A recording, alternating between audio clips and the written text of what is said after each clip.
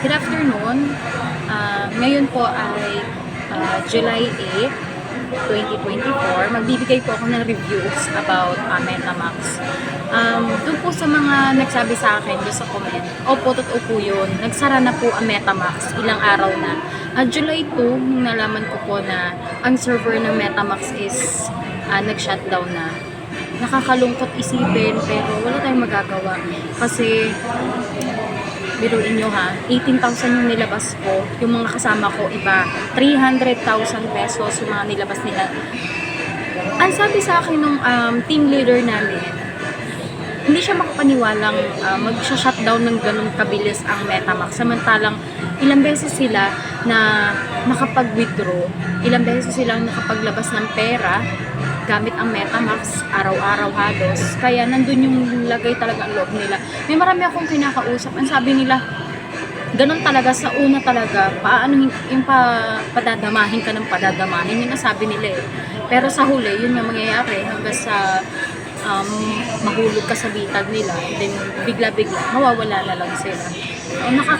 Yung unang araw na nalaman ko ng MetaMask talaga ay nagsarado na. Parang akong binuhos ng malamig na tubig. As in, parang gusto kong kumain pero hindi ko magawang kumain. Kasi nga, saan ko kukunin yung pambayad? Inutang ko lang kasi yun. Ngayon, makalipas lang yung 2 araw, July 5 or July 4, kinausap ako ng team leader namin and may nagbukas daw na bago. Mall Asda naman.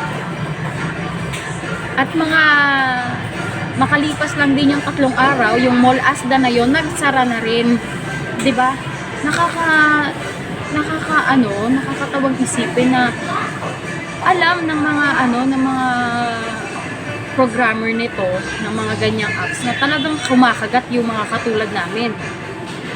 Sabi nung iba na kasama ko sa GC, kasi may GC kami. Yung GC ng MetaMask saka GC ng Mall Asda ganun. Sabi nila, ang daya naman, hindi man lang kami pinabawi, kahit ilang lang sana. Sabi ko, wala tayong magagawa, wala talagang easy money. Talagang ang mangyayari lang talaga, magnegosyo lang tayo ng negosyo. Sa na yun, pwede pa tayong kumita talaga. Mabagal nga lang. Yun nga, ang pangalan ng namin, ng chat namin, risk taker.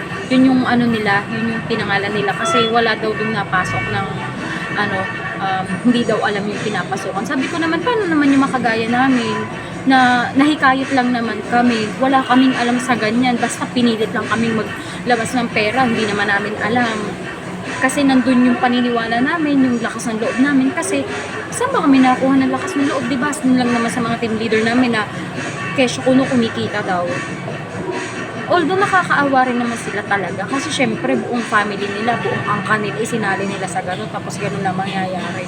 So ang pinaka lang talaga dyan, ang moral lesson, wag na lang sumali.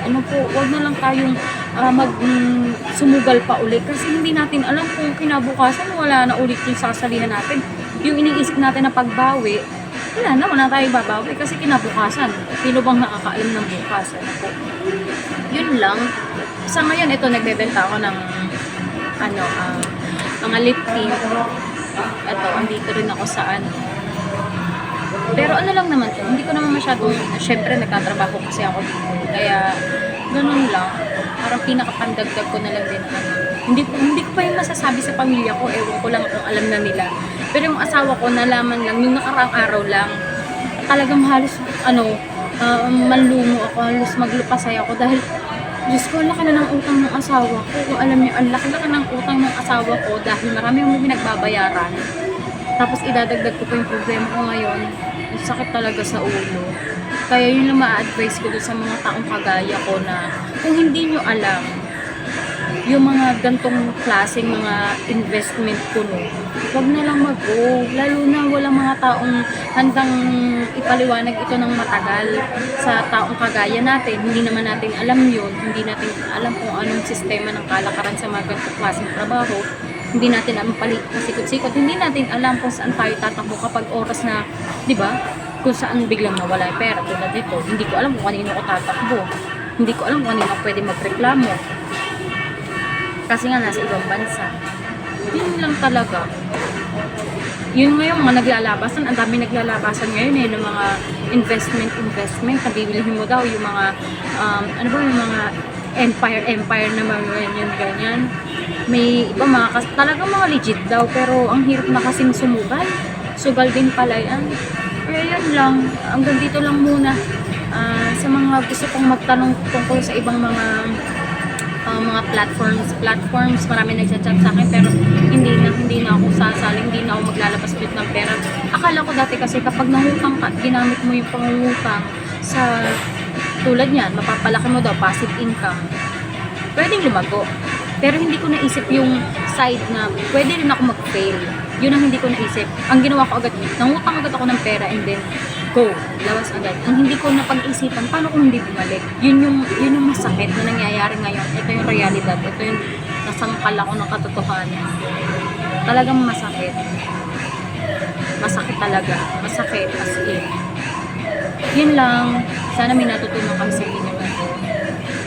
Bye. God bless.